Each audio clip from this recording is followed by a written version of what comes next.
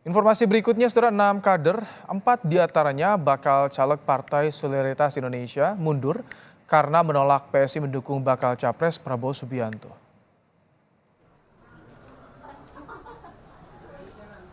6 kader PSI memilih mundur karena kecewa dengan sikap DPP PSI yang menerima kehadiran Prabowo di kantor DPP PSI 2 Agustus lalu.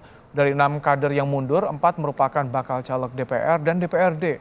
Ke-6 kader telah menyiapkan surat pengunduran diri dan akan mengembalikan uang bantuan pengurusan dokumen berkas bacaleg ke PSI. Karena ketidaktegasan sikap dari DPP PSI untuk tidak mendukung Prabowo Subianto. Kami tidak sepakat dan kami tidak sudi